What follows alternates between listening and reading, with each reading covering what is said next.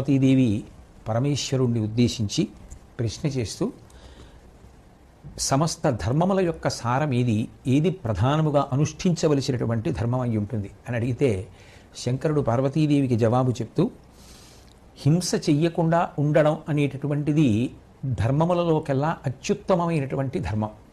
కానీ ఈ హింస చేయకుండా ఉండడము అనేటటువంటి మాటని చాలా జాగ్రత్తగా అర్థం చేసుకోవాలి, అన్వయం చేసుకోవాలి.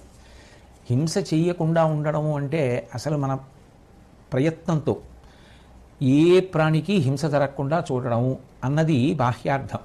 కానీ శంకరుడు అంటాడు పార్వతీదేవితోటి, భూమి మీద చీమలు నడుస్తుంటాయి, చిన్ని చిన్ని కీటకాలు నడుస్తుంటాయి.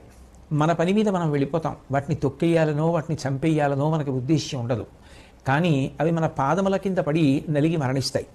అట్లాగే ఆకాశంలో అంటే